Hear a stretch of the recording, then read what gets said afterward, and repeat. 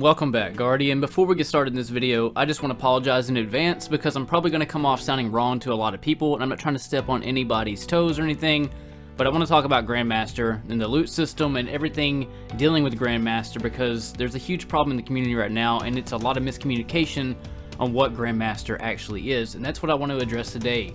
Grandmaster isn't supposed to be loot farmed. That's one thing that just has to be understood. Another thing that has to be understood is there's a lot of legendary and master level players going into Grandmaster that aren't Grandmaster level, and I'm not saying that I am either, but a lot of people aren't. And to get to that level, it's going to take some practice.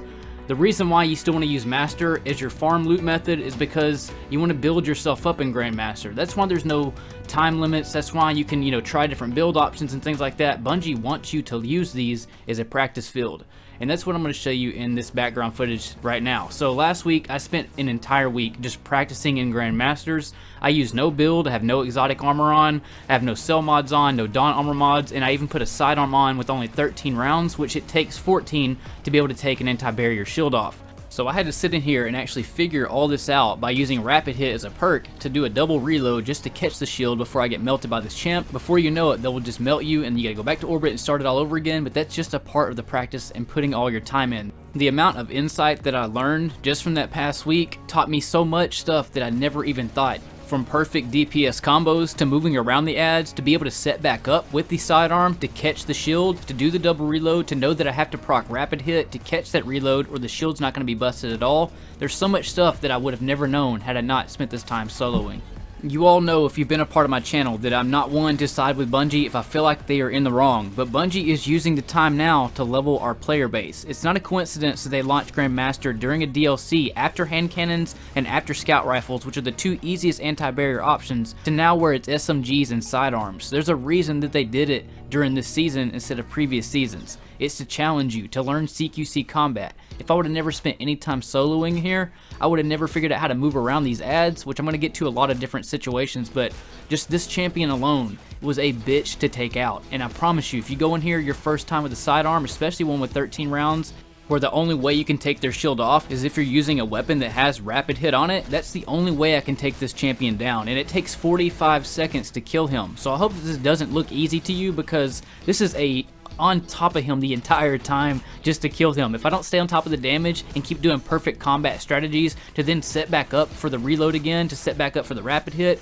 before he pops his shield up so it rolls over into his shield phase so that I can reload during his shield phase to then catch it before it ends, to then go back and do the fill prep reload and things like that, and then figuring out the ad phases where I gotta maneuver around all the ads, which I'm gonna get to a ton of situations in this, but again, I'm not here to talk shit or be a dickhead to anybody or sound arrogant like I'm just this almighty player or anything, but I'm just explaining to you that if you're at a legendary level of gameplay or a master level of gameplay, you have to put in this practice to maneuver around ads as you're seeing right here just to take him down, how I got to strafe around him and learn his shot mechanic and when he's going to start firing and when I need to get behind cover, because I know that I've been doing enough DPS to where he's starting to lock onto me more, so I know I need to hide a lot more. And then again, the rapid hit reload that I have to proc just to pay attention to all this, to then tap that trigger so freaking hard and then set up for that amazing DPS and then hit the empowering melee. It's a workout on your control to do this, way more than as if you're copping out and using Ariana, which Ariana is a great obvious choice, but if you choose to not use this,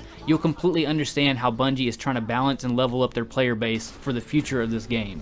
And that's the reason the majority of the player base is bitching about the reward system. It's because they're just not there. They don't want to put in that work and put their time in to actually learn the strategies and learn the movement. They just want this free handout, and that's something that Grandmaster is not going to give to you. Bungie's wanting to take the game into a whole other level of combat where it involves mixing in insane DPS to kill targets, potentially evolve champions that require more skill and rhythm to take down. If players spent 1 or 2 days launching solo Grandmaster, not to solo it, but just to practice on even one anti-barrier champion without using Ariana, you'd see the balance of perfection that you have to have, that Bungie's requiring you to have to be able to take these champions down. That's a lot different when you have a fire team with you. When it comes to this champion that you're seeing right here, I actually learned that I need to have 2 major resist on. So to go back to build options and things like that, this is some insight that you'll learn, that if you don't have 2 major resist on, you won't be able to stand in front of his face long enough to kill him with an anti-barrier. So it goes back to that perfection that you have to take out specific champions when it comes to your build knowledge and strategy knowledge. Once I learned that, I went and reiterated my build, came back in here, and I was able to take this champion out rather quickly compared to like the dozens of other tries that I was doing. At first, I didn't really know how I was going to take this champion out, and he was intimidating every time I got to this part because I knew that he could melt me in milliseconds. So everything that I did was really crucial. Every movement that I made, every strafe to the side of the wall that I made, but that all comes with the solo practice and insight that you get. And once you learn it, it's no longer intimidating, and you can just blow past those parts really easily. But again, if you don't put in the practice, how do you ever expect to become a Grandmaster? Because when you do this solo, you understand that you actually have to be a Grandmaster to do it with the seasonal anti-barrier and barrier options, which are sidearms and SMGs. If you use Ariana, it's not going to require nearly as much skill, but if you use those anti-barrier options, the sidearm and the SMG, you'll unlock and gain an advantage over many other players that aren't doing this. And I promise, even after this video, there's only going to be about 1% of you that are actually going to start launching these solo to even get that practice in. But those that aren't doing it, they're going to take that slow route, and they're not going to understand how the balance of Master and Grandmaster loot system makes sense, because of course you can farm Master a lot faster, but if you've practiced Grandmaster, you can do Grandmaster about as fast as you can do Master and get that double drop rate going on. Same with this room you're seeing right here. I could have ran out of this room and baited all the unstoppables to unstoppable melee them, which is all I have on. I have no unstoppable weapon, but I wanted to figure out how to move around this room without having to freak out of my control and get intimidated. After doing this enough times, I can actually relax and just know and make it go at my own pace without having to have that freak out. Of course, glitches will happen, and the only way I can take them out is, of course, by, you know, dragging them to the back room and meleeing them one at a time and then killing them, which is what I had to do every time that I did this. But that's just a strategy you got to learn and that you'll eventually do yourself. If you choose to not use any Cell or Dawn armor mods and no exotic, you have to make do with what you have, but that just comes with the experience. And the more experience you get, the better you become at this game. And not only with that, you get insight and you get a ton of build knowledge, because you have to figure out how to build along the way. And then you also have to endure all these glitches that be happening that really pissed me the fuck off a lot during last week, because it seemed like all the time I was getting, you know, screwed over. But that's a whole nother topic. My beginner strategy when I first started doing this was I was hanging out in this back area that you're seeing right here, and I always felt like a wimp doing it like that. Every time I would do it, I wanted to figure out how I could actually move around the ads without having to do this strategy. And that was when I came across the idea that I could actually use the benefit of the cave by having him block me right here and then jump in with that rocket and then hop behind this rock, plant the trap with Telesto. If he rushes in, I can always jump over him because I can manipulate him to melee, and when he does that, I can just plant the floor down and do a melee and finish to kill him. And then I also figured out if I shoot this back wall, and of course, if I never would have soloed this or done anything solo in here, I would have never figured out any of these strategies to even know how to move around right here. I'm hit, I have low health, so I go over here, I slide out of the way real quick just to reset myself to kind of get some damage in, and then I gotta run away because I'm busted, but those 3 minor resists come in handy, and now they're charging in. Now I could easily freak out and wipe right here. But again, the experience and as much time as I spent in here, it's no longer became a threat anymore. I was just dealing with situations as they were thrown at me. Sometimes I could have better ad control than other times. That was one of the more difficult situations that I ran into, but most of the time I could just run over there and rocket all them and kill them rather quickly. And then when it comes to this guy right here, having to make sure that I proc rapid hit is really crucial every time that I do this, and make sure that I always have plenty of time to set back up to make sure he doesn't heal himself when he pops the shield up. So that's just something else you got to keep in mind, and it's a lot. When I don't have my R2 trigger on my control either, I've just got that fixed today, so thank God I can go back to regular gaming. But again, I'm not trying to come off as like I'm this almighty player or anything. This is really just to inspire you and to motivate you, because you have to really be honest with yourself. Are you a legendary player or are you a master player trying to do Grandmaster? Because if you are one of those and you know you need to practice, you have to take your time out.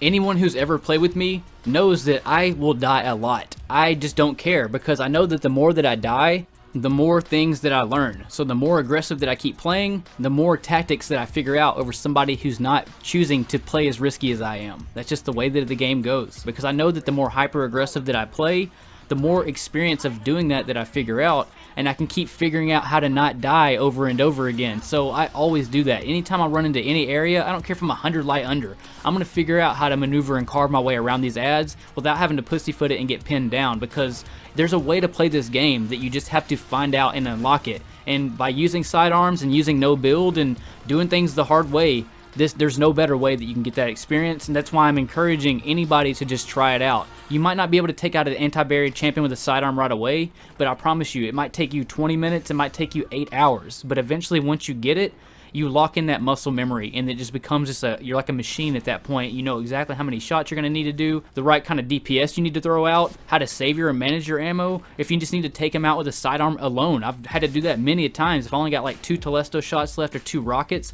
I even figured out how to balance my ammo finders out to where I always had heavy ammo as soon as I entered this room every single time by having 1 rocket finder on. And then I learned if I used 2 rocket finders, it was actually a waste, because I actually didn't need 2 rocket finders, because the way that this strike played out based on the number of ads that it had, I knew that I would always get ammo drops at specific locations by having that 1 on, whereas if I had 2, I would have got it a little bit sooner, but it wouldn't have even been needed yet. But I also had to use scatter projectile targeting, because I'm not able to get close to these targets a lot of the time because of a sidearm in the console range that you have. And again, having to use 2 major resists on this guy right here, I learned that real quick, real soon, and I also figured out how to make him stop shooting just by hopping to the side. But sometimes he'll walk forward and not be where you can hop to the side, so you got to make sure that every shot is crit shot, every one of those, because if you don't stagger him in time, you're going to be dead. The information you learn from doing this solo practice is invaluable and something you can take on forever. I also learned that I had to be at 9 recovery, because every phase he does that damage to me, he always hits me twice. And if I'm not at a 9 recovery and don't recover enough health before that next phase, he'll do too much damage to me and then kill me, and I'm not able to take him out effectively. So again, the insight is invaluable that you'll learn along the way. Also, knowing to conserve my ammo, I had to take him out with pretty much a sidearm this entire time because I was low on ammo, and I knew that I needed more ammo for the next phase, which is the charge plate phase, and not on him. So I could have melted him with the rest of my ammo if I wanted to, but then I would have been completely screwed if these ads after him don't drop any ammo. So you have to think about foresight as well, and if you don't have that kind of knowledge or experience, you're going to go into this all random. You're not going to have any of this knowledge and things like that, and I can sit here and tell you a lot of different tricks, but if you don't implement them yourself and never, try to become a Grandmaster player by playing Grandmaster on a solo basis all the time, just to get that in there, that's why there's no time limit. That's why you can go in here and just have an adventure and figure all this stuff out, try a million different types of builds out, but I recommend not using any build. That really did pay off a whole lot. And also, again, the glitches that'll happen, like that ad right there that just glitched beside me when he was nowhere to be found, you're going to deal with a lot of shit like that the entire time. But along with that comes just, putting in your work and earning your stripes on how to do this, because if you do it and somebody else doesn't, it's going to show on the fire team who is the more beast and who put their time in. So I highly recommend that you do take my advice today, Guardian, because the loot system isn't as bad as you think. It's just that you have a lot of master and legendary players playing Grandmaster that aren't ready for Grandmaster, and they think that it's all Bungie's fault. It's not. It's the player, I promise you. And once you figure that out and start putting your work in, you're going to see that the Master and Grandmaster isn't too much different as far as like time completions, and you can take advantage of that double loot drops. You might get 5 prisms on one run and then a beast ass exotic on the next run, but everything in the game that you get can be used. You might need those prisms to level up a piece of armor that you get on the Grandmaster you do after this one, or you might need to trade them in for an Ascendant Shard to masterwork armor. You're not supposed to use Grandmaster as the cure-all for the entire game. You use it just like you use anything, for resources to play and keep farming the game. The game never ends. So don't, complain that you're not getting God roll drops after every one of your runs, because it'll come in handy eventually. And in one of those times, you are going to get an exotic that you're going to keep for years to come and always have that. So same with Iron Banner. You might turn in 600 tokens and only get 1 piece of armor that you can use, and that's just how the game balances out. But again, that's the reason that I wanted to make this video today, because I see a lot of people talking about the loot drops, but majority, if not all of those players talking about the loot drop, just aren't Grandmaster players, and that's why they don't understand it, because to them it takes them an hour and a half, but to actual people that are putting their work in and practicing, they're doing them at a master level pace. Just be honest with yourself. If you're not a Grandmaster player, put in your work and become a Grandmaster player. That's what the best players in this game are doing right now. Esoteric is doing that. Everybody that's wanting to solo these is putting in their work. But I apologize if I did step on anybody's toes. I'm not saying that you're not out doing your own work in the game and things like that, but I mean, if you want to get really, really good and awesome at this game, put in that solo time, because soloing is the ultimate workout.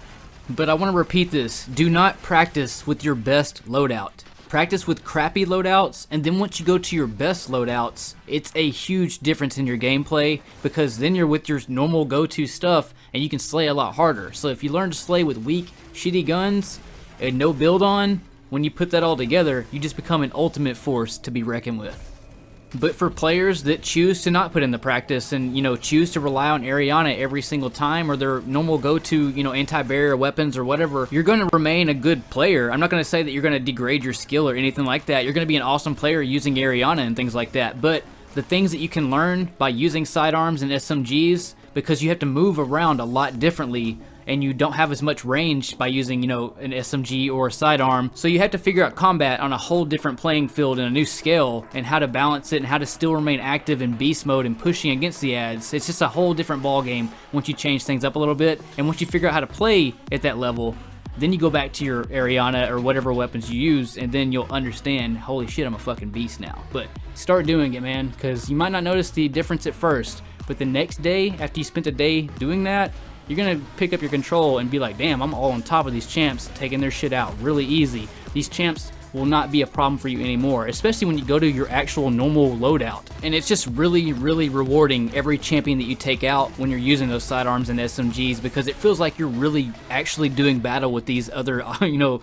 freaking robot dudes. You know, it's not just a normal game anymore. You're actually life or death on every one of these champions, and it's real fulfilling, almost like a Dark Souls fulfillment with every champ that you slay down, because it requires precision, and that's what Bungie is requiring out of all of you to be Grandmaster, is that total precision. If you choose to slay out every ad, I don't like taking shortcuts. I like to slay every one of the ads and figure out how to carve through and become a total beast in this game. That's what I practice it for, and that's why I try to teach everybody else how to do it as well, because it's fun once you get to that level of gameplay and figure all of it out. But I can't just sit here and tell you how to do it. You actually have to go out of your way, put your time in, and 100 trillion% it's going to pay off, and you're going to see a total change in your gameplay, day-night difference once you start doing it, Guardian. Hopefully this helps you out. Again, sorry if I stepped on anybody's toes or came off any kind of arrogance or whatever you might think it might have been, but it's only to encourage and inspire and motivate and, you know, try to help the community grow, for this game to grow, and for building to grow and the difficulty to grow, which is heading that direction. Thank God, finally, Grandmaster is here, Guardian. Again, my name is Ristopoulos. Thanks for tuning in. Go out there, become beast, and I'll see you all in the next video, next time. In space.